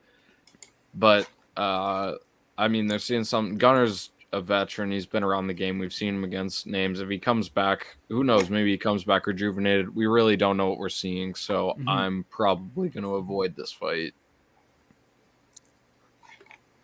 Yeah. You know what? It's kind of a question mark because he's probably what's he been doing. But you know what he's probably been doing? Probably still been rolling around choking other fuckers out. He's been doing this probably his entire life. At SBG Ireland. This is. Yeah, that's lots of rolling going on there. Yeah, lots of rolling out Connor in Ireland. Yeah, lots of rolling going on. I'm sure he's been dominating Artem on the mats for 2 or 3 years. Oh yeah. So what do you mean? Artem's retired too. Are you being sarcastic? 100%.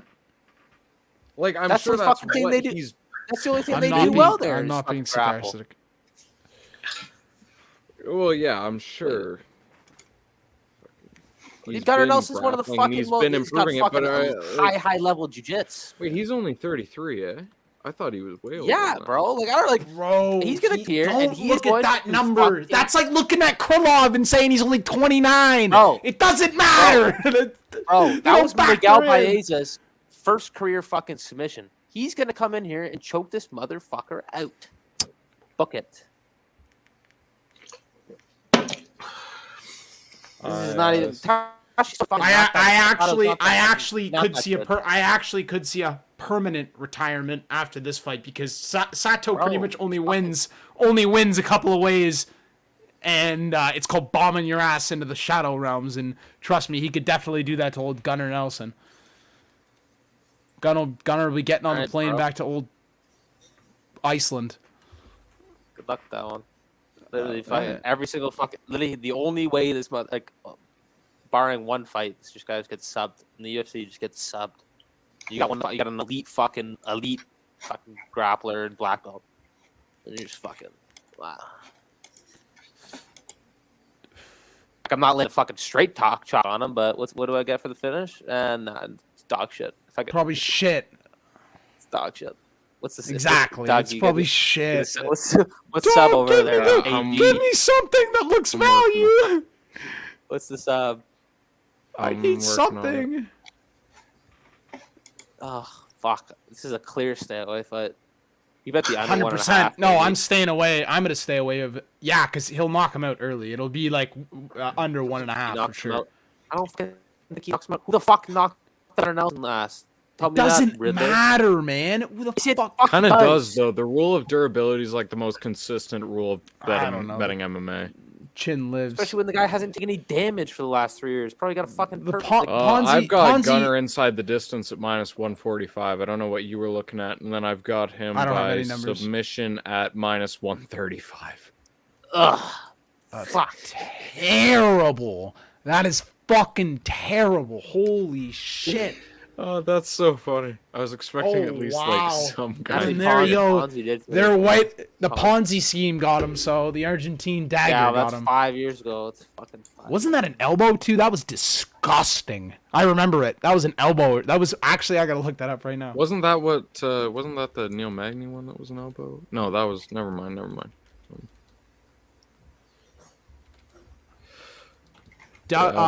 Sorry, Dan or Jay. Jay, what do you think? More worrying. It would be more. I'm not worrying if touching was it. 33. Really? Yeah, don't touch this. Yeah. Like, this is I wouldn't. For sure. Yeah, it's just not. I mean, but like you say, it's 3 years out, and no, I just not touching. It's just not worth touching that. The other thing I might consider is the under. That's it. But even What's then, the it could be a under at? scenario where fucking Gunnar Nelson. This is just bounces around and This is just karate exactly stands for what I 5 see minutes. happening. Bro, Sato's not that good. That was though. What are you? That was talking in about? Glasgow too. I forgot about that. That's what made it so fucking crushing too.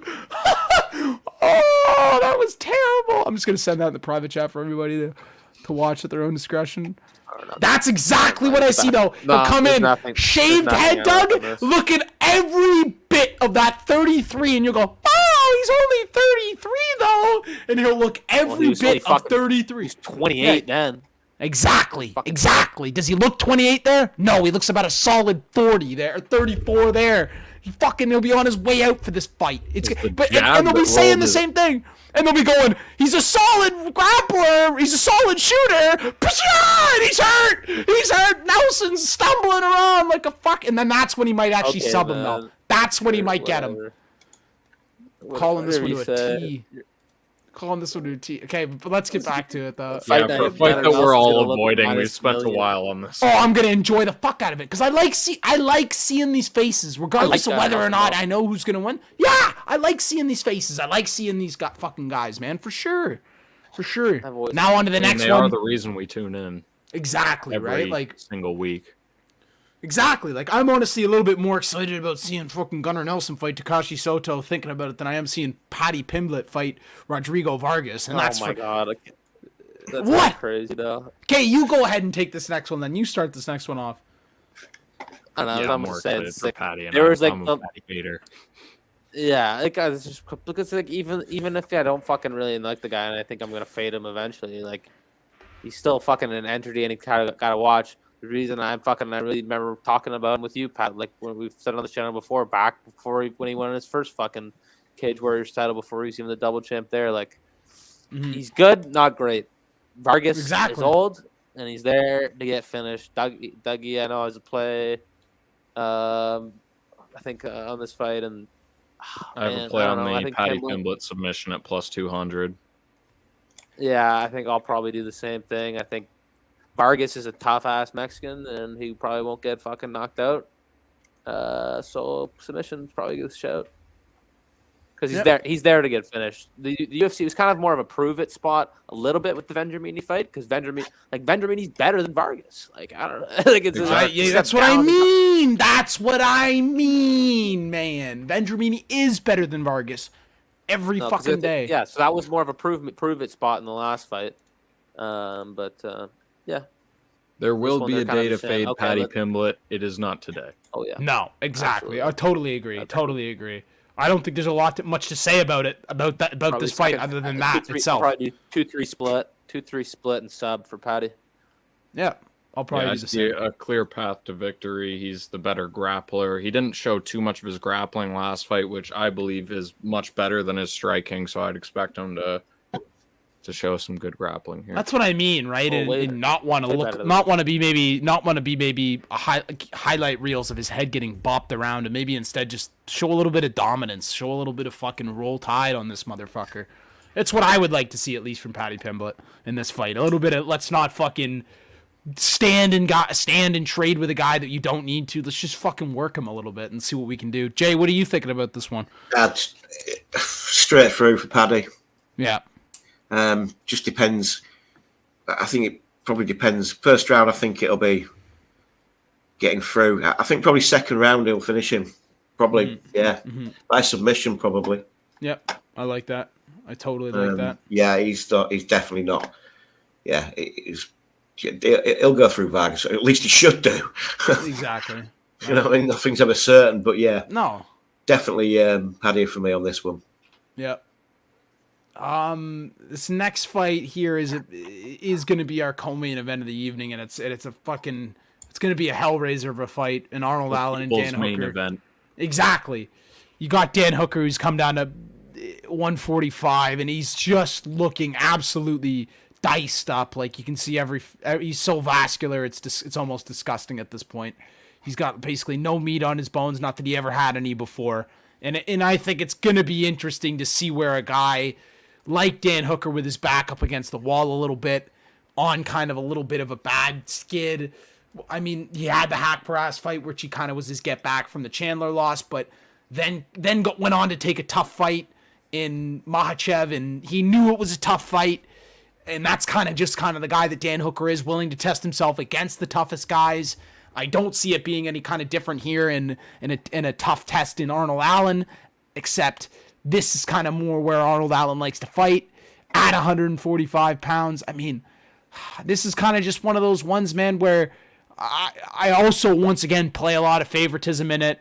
And it's just kind of one of those ones, man, where I'm all over Arnold Allen.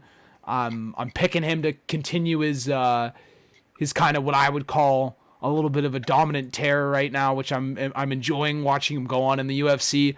And I want to see Arnold Allen become a little bit more of a well-known name after this weekend with Dan Hooker. That's what I want to see. So I don't see Arnold Allen getting it done maybe in the most impressive way. Hey man, I do see the slightest possibility of a submission from Allen, but I don't really see it happening. I see Hooker being just as crafty after getting subbed in his last fight, and I think that it's going to be the Hooker that's in there to go a full 3 rounds. So I do see Arnold Allen winning this one by decision. What are you guys thinking, Doug? I'd have to agree with you on that one. I'm pretty high on Arnold Allen. I remember all of us were on him his last fight against Sadiq Yusuf when I was on here before. I've been high on him for a long time, and the most important thing to me about Arnold Allen is these cash tickets. You bet on him, you make money. He's near even, and when you look at a guy like Dan Hooker, you bet on him, you're not making much money. No. So when you look at this fight, you know where you're going. You're looking at a tough, durable guy in Hooker who we've seen KO'd and submitted, but we know those are by the best of the best. Exactly. You know, Arnold's not necessarily the most ferocious finisher. Mm-hmm. Arnold Allen by decision is probably the main way to go. And one thing that I saw with Dan Hooker, I don't understand this move down to 145. I don't understand his direction right now. And it's back against you're looking the wall at a guy shit. Without any direction versus a guy who's on a clear path to the top. Exactly. You're saying backed up against the wall. Well, you've got a steam train coming at you. Exactly. But Dan Hooker he's always it's like a mid-career crisis, though. So he is live. It's like a mid-career crisis, though, Doug. Like, it's like literally, okay, what the fuck am I going to do? You know what? Fuck it. All these guys moving around weight classes, I'll cut 10 pounds. I'll go fight someone there. And maybe I can cash my meal ticket, just like they're trying to say with this Colby Adesanya situation. Maybe I could take my meal ticket of being a contender at one weight class and go cash it somewhere else. That's what he's trying to do. And it's a tough fucking, they've given him another tough spot. They said, oh, you want to, but that's not it's not like Dan Hooker to say, oh, I want some fucking easy fight anyways. So I don't know, man. I'm all over Arnold Allen in this one, but it will not be easy. I don't think it's going to be easy. Dan Hooker's definitely a tough fight for anyone, but this is a test for Arnold Allen for sure. 100%. It's an Arnold Allen fight, not a Dan Hooker fight, is how I put it. 100%. Yeah. Dan? Yeah, no, I don't have much more to say that you guys haven't already covered. I think Arnold Allen, been a massive fan of him pretty much his entire UFC career, especially, and like you said, we bet on his last fight, good fight against Sadiq Yusuf. Heard him a couple times. I think this is going to be a tough fight. It's going to be closer than we're going to like it to be. 100%. But we're going to have the good old home cooking on our side. You're telling me I get even money with the guy, like the talent, the coaching behind him, like Arnold Allen against Dan Hooker, who's guy's fucking got all the skill in the world, but I don't see as much gamesmanship as I see out of Arnold Allen, especially with a brain like Farasa Hobby behind him. And you give me the combination of that with the home cooking, as I just said. Yeah, Arnold Allen all day. I'd like to think he could sub him, but Dan Hooker has very good jiu-jitsu as well, so I don't see that happening. Yeah, Islam Makhachev subbing you is not a not the best measuring stick. We've No, seen a exactly. lot of guys who are By no high-level means. grapplers subbed by Exactly. him. No, Exactly. Jay, any thoughts on this one?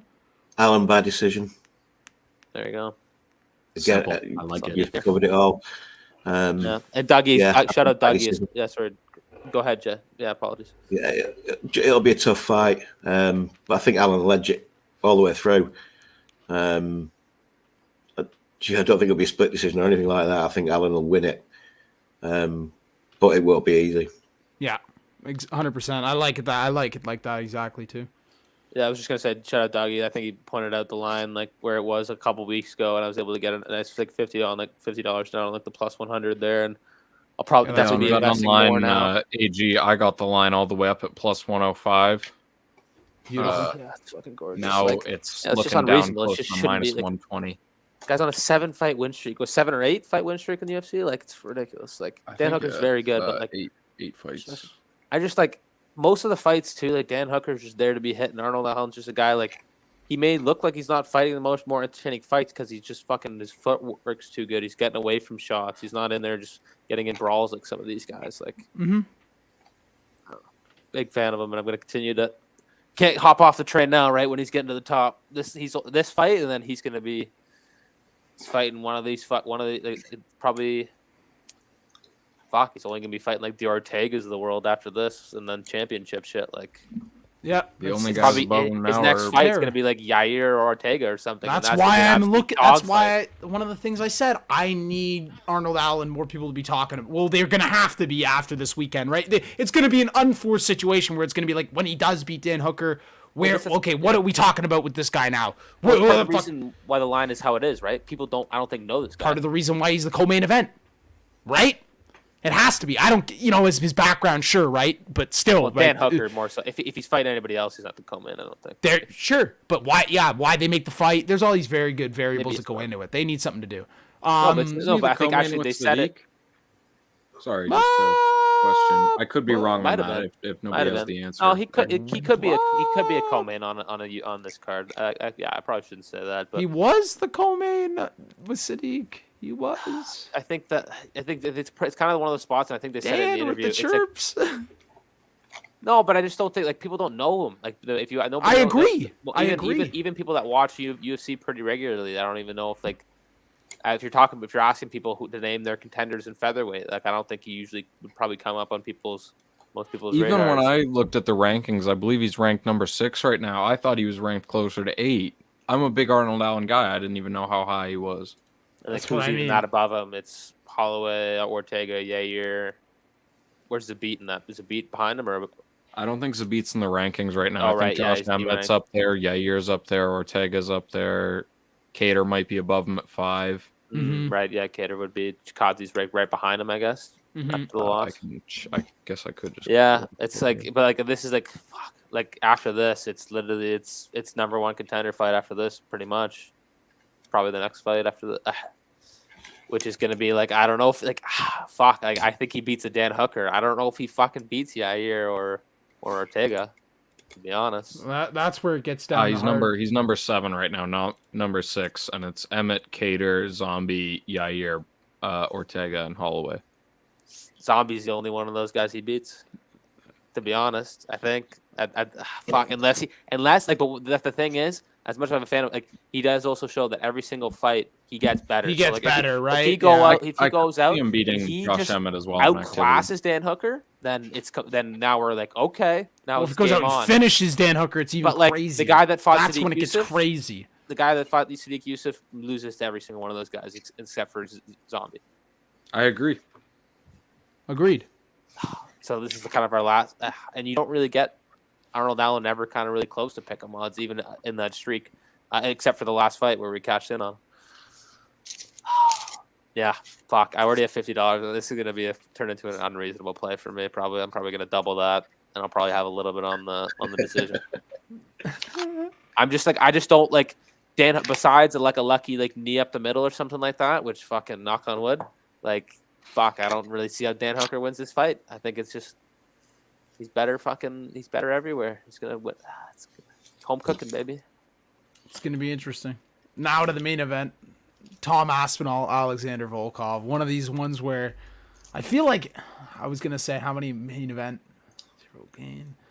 Which was the last Volkov fight I missed? I don't even remember, but I always do end up missing a Volkov fight every now and then. But old Volkov, Oh, you fell asleep during the Volkov Overeem Overeem. stream. I remember that one. Yeah.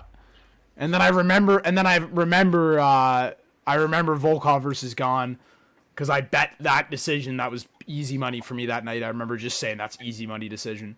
And reality of it here, you get Aspinall, a guy who's kind of they've kind of led on this surge now a little bit. Fought definitely way lesser high level opponents in my opinion than Volkov has. It's not even without a question. It's just, I don't know. You get a guy like Aspinall that comes into a fight like this. Is this one? Are they going to bite off a little bit too much here? A little bit. I don't know. I do think that Volkov is on the downward side of his career. I do think that it is. We are seeing it start to kind of go down a little bit. Not saying that Volkov can't beat these kind of guys, but if Tom Aspinall is what the UFC thinks he is, he will come in there in the main event slot. He will go in and he'll roll through Alexander Volkov.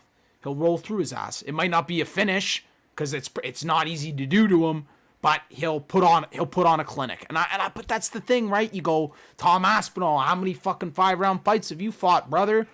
Oh, none. Well, what happens in most of your fights? Well, they're done within a fucking 2 rounds, round and a half. What then you start to go, well, maybe Volkov he has to do is last a round and a half, and then it's maybe the waters clear up a little bit for him. I don't know, man. A young surging guy like Aspinall, like I said, if he does what the UFC thinks he's gonna do tomorrow night, he goes in there and he finishes him, or he rolls through him, but he'll finish him, which I don't think is impossible either. Too, I don't think it is. I do not think it is. What's your pick on this one? Oh, man, fuck. Now I get myself thinking about it when I start bringing up these back points. And forth as he was going through it. Like 5-round fight. I don't know. I think I'm gonna take Aspinall for the finish in this one. Like I said, I think Volkov is on kind of the better half of his career, and I think that if Aspinall does what the UFC thinks he's gonna do tomorrow night in this slot, they're gonna try and rise him in the ranks here, and he's gonna finish Volkov. I'm taking Aspinall, but via finish. I'm going to go on the other side. I'm going to go with Volkov. I only have a money line. I do have a money line play of 2 units on Volkov right now. And it's mainly just because of the reason you said, and it's competition. When I look at Tom Aspinall, I see the skill level that's there. He's got some of the fastest hands I've seen on a heavyweight. His boxing combos are very crisp. He does have to close the reach against Alexander Volkov. Volkov is going to have a bit of a reach advantage. We've seen Volkov bulk up in size. He's going to be the bigger guy. I don't know how much that's really going to come into play. But I think the early part of the fight is going to be Aspinall trying to fire off his boxing combos and Volkov trying to keep range. I see Volkov being successful with that, and eventually the hand speed of Aspinall that we've seen and that has wowed me and others watching his tape could fade later in fights because we haven't seen him get to that point. I think Volkov's going to get him to the later rounds, take that hand speed away because we've seen Volkov's durability against these top-level guys, and we'll see Volkov, if not get a late finish, I think he'll be able to out-volume and pressure Aspinall in the later rounds. Yeah, I think I'm on kind of Dougie's side of this one. I think it's kind of like a prove-it spot for me where Aspinall, he's looked great in every single chance he's had to prove himself so far. But, like, when you're talking about a guy like Volkov, like, this motherfucker, especially since he changed that fucking back tattoo, like, I don't know. He looks like a different level to me. Like, taking a loss of Cyril Gane and fucking Curse Blades, that's fucking, like, okay, that happens, man. Like, those are fucking 2 very good guys, especially when they're not fucking to mention, the odds were very close in the Gane fight. Very close, near pick'em. I fucking probably fucking bet. I picked Volkov. I picked Volkov. I took Volkov. I took Volkov. I made sweet Gone decision money in that fight. I remember it. Money. Sweet money in that fight. I lost money in the Overeem fight. I said, Overeem fucking in a kickboxing fight against this guy? Yeah, he could take him. Money in that. And then he fucking looked outstanding. and he fucked Alvin up, and then I went the other way. So that's a scenario where he kind of fucked me 2 times in a row. You know what? And then I probably bet on Piper after that. Oh, he's probably fucked me 3 times in a row. I remember Jay Blues watching the fight with Gone and fucking. You probably bet on Piper last time. And Volkov and Piper last time. Yeah, I might have. I don't even know. It doesn't matter. Piper's your guy, I'm taking Piper Tom a lot Aspinall. of money for you, though. Tom Aspinall is going to be my guy on fucking Saturday night when he. Well, I think really. Tom Aspinall, either he's the real deal right now or he's not. This is it right here. This is it right here, buddy. You have arguably one loss in your career. Like you have one loss in your career. The other one was I'm looking at it right now. Oh yeah. No, there's the other one was a heel hook. Yeah, but like really Pat, that one the illegal elbow. It's a John Jones style loss. Which is fucking bullshit. 12-6 elbow, which shouldn't be illegal because like. Then again, he's got such a shiesty career, but. Nonetheless, if he thinks with you, I don't know. I think it's going to be a good fight. My mind could totally flip on this one. I almost want to see Aspinall weigh in. That's kind of going to put into perspective for me. I don't know. Looks great. I know he does. I'm interested. Dude, he used 6'5", fucking heavyweight. He's a great as far as a heavyweight fighter. He's fucking next to perfect as far as physique. But Jay, what are you thinking in this one? I'm thinking if Aspinall can hurt him in the first 2 rounds with his hand speed, proper hurt him, get in there and absolutely get stuck into him. I can see him going on and winning. I think if Volkov gets through, and I think the cardio will come in, and I just think Volkov will do him on points. It's a split one for me. This, I think, first couple of rounds, Aspinall has got to go for it. Yeah, it really has to, get into him. That's a bet for me that I'll put on. But then overall, if it's going to go the distance, you're going to take Volkov. Yeah, I've got to take Volkov. Yeah, I like that. I like how you're putting it up. You could honestly split it that way and make money. Yeah, that's what he's saying. Yeah. That's what he's saying. Right now, rounds 1-2 on Aspinall, you actually get fucking good value. Round 1's plus 450. Round 2 is plus 700. Like even that's as somebody when he's gonna do it. Exactly. That's how he's gonna do it. If he's gonna do it, he's gonna do it that way. I'm not saying he's gonna do it 100%. When's the last time Volkov got knocked out in the first 2 rounds? I agree, man. 2013. I agree, fucking man. Bellator 108 against Vitaly Minakov. Like shit happens. Was Minakov Minakov knocked that guy out? Minakov was 12-0. Good shit. What's he now? Guess what? I keep going. He doesn't really fucking get knocked out, with the exception of the craziest fucking knockout, maybe of all time almost. Yeah. Is the Derek Lewis fight, when he pretty much was like, he thought that fucking fight was over, and then he just gets ping slapped. Like he ain't making that. 15 seconds left that he ate the shot. It was awesome. That got him in trouble. It was. That fight was awesome. Awesome. That was one of the fights that got me addicted to MMA. Like realistically, look, yeah, he should have 2 losses in the fucking UFC. Like he's been on he's very high level. And you're telling me, Pat, he's been because Aspinall opened as was pretty much even, I think, right? Aspinall opened as a slight underdog. He opened at plus 105, I think. What's the line? I gotta check the line out. And now I think it's flipped to Aspinall around minus 120, and you can get Volkov at even money. Ooh.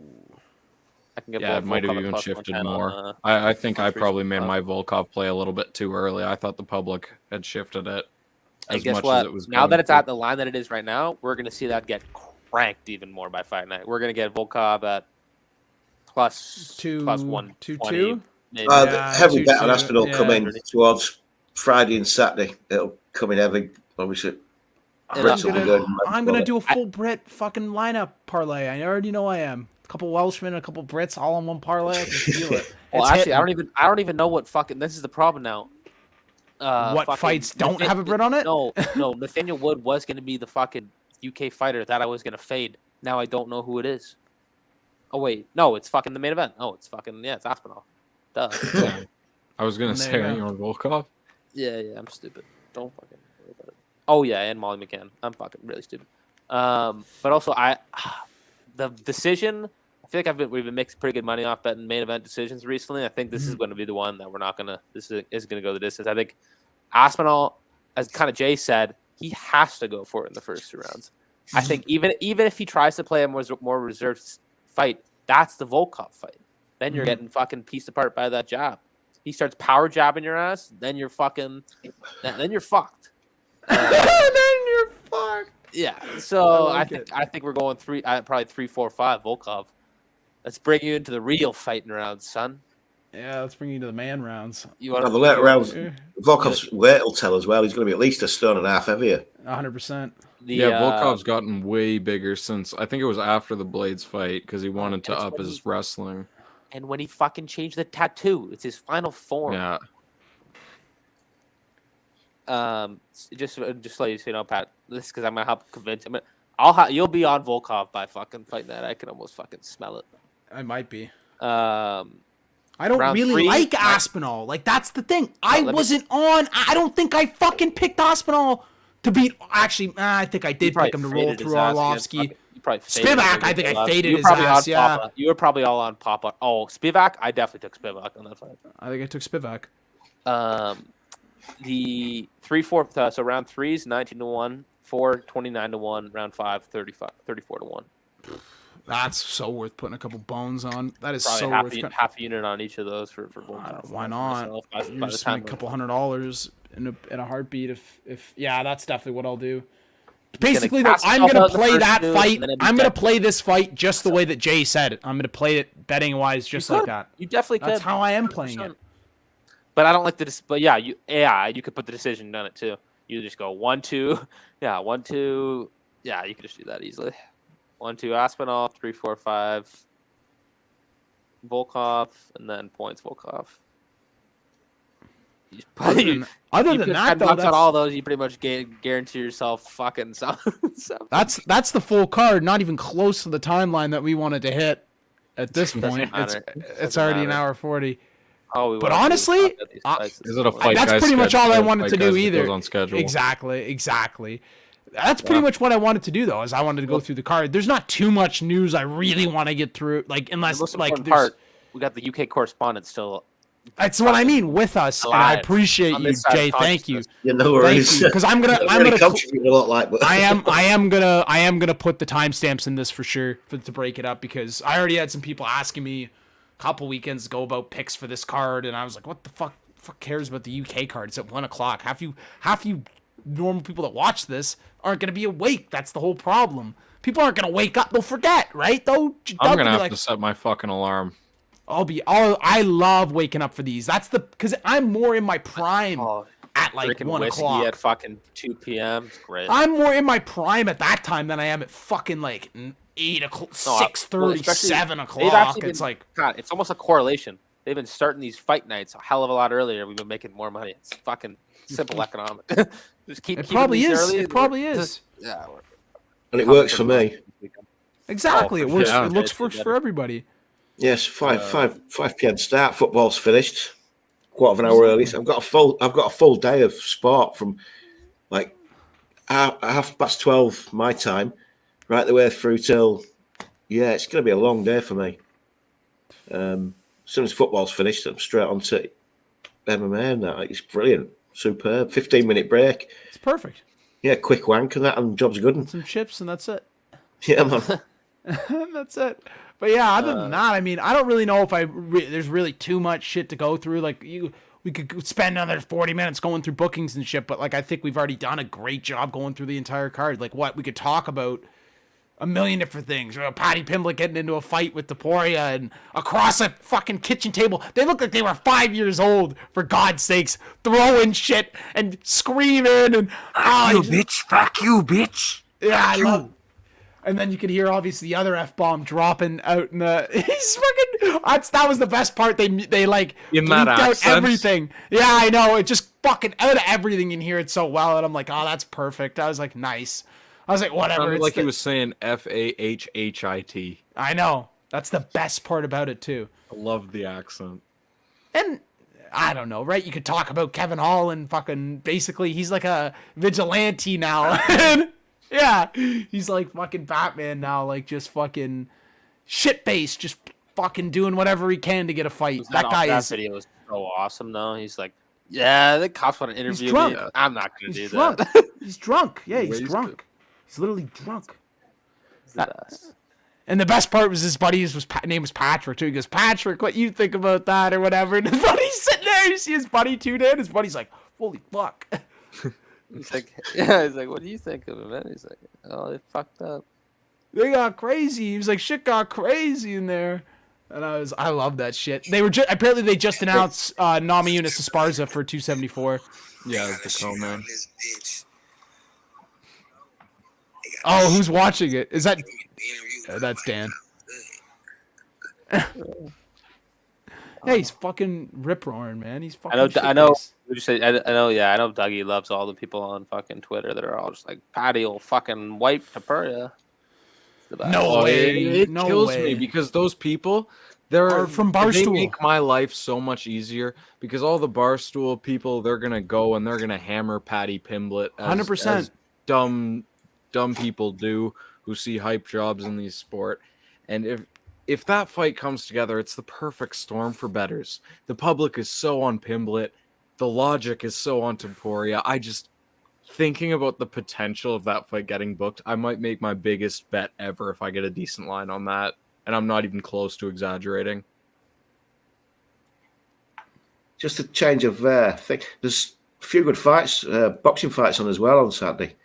Oh, absolutely. Regis Progress, Sonny Edwards. Yeah, but we lost Ortiz. We lost Ortiz. Yeah.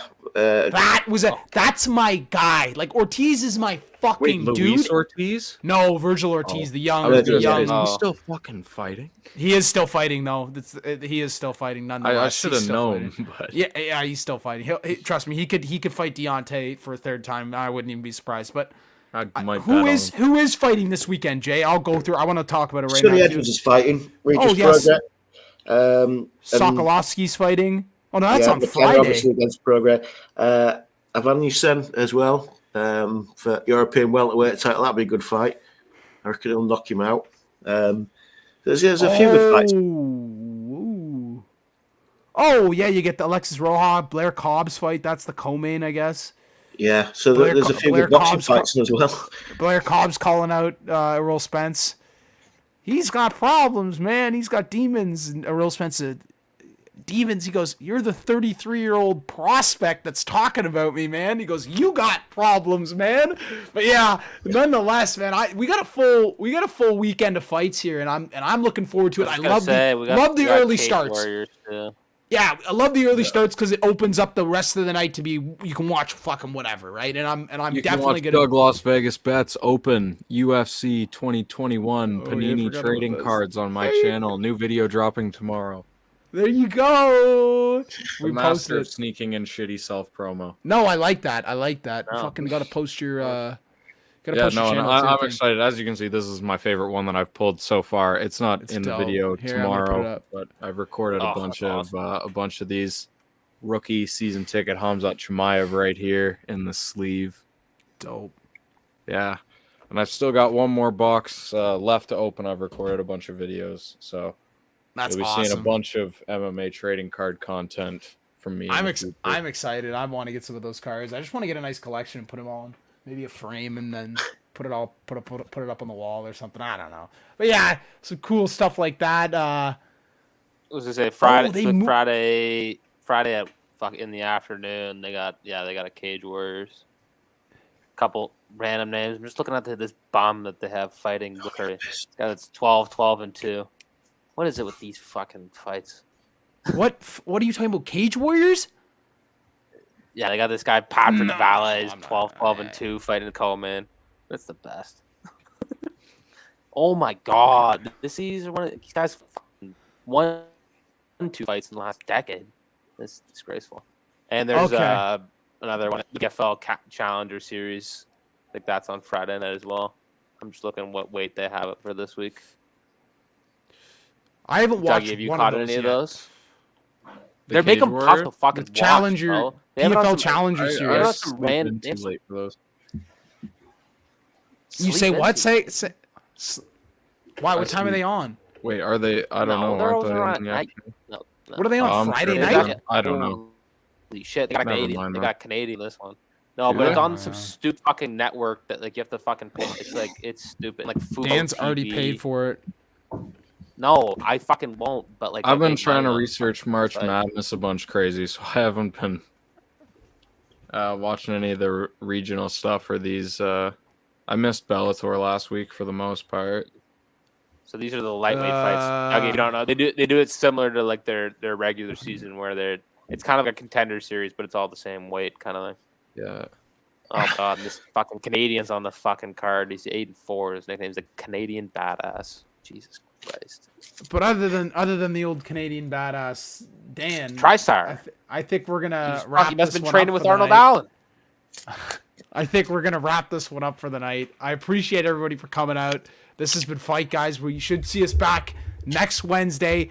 I don't know. I think we're probably just gonna keep it and try and make it into the same kind of format where we can roll through the entire card and do some news at the same time. Obviously, maybe next week a little bit more news, have a little bit shit more sorted out for next week. But nonetheless, I appreciate everybody for coming out, everyone for listening. It's been a great night of us picking apart some of these fights, and I'm excited to make some money because it's not often recently where I've been looking at fights ahead of time and thinking about stuff. So normally when I do, good things happen. So at least for hopefully. So I appreciate everybody. Anybody else got some final remarks, Doug?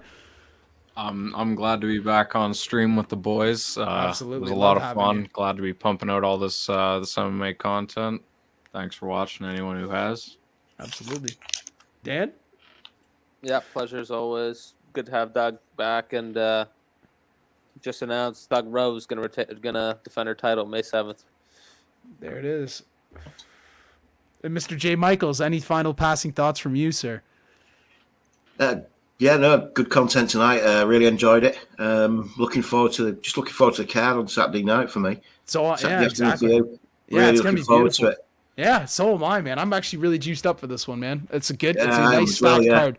All the way through, there's good fights, which is what I like. It's just Yeah, what I making like. some money. That's what's going to be. Making some money. Exactly. And that's the perfect way to end it. Thank you, folks. Have a good night. Cheers, guys. Take care, man. Cheers. Cheers.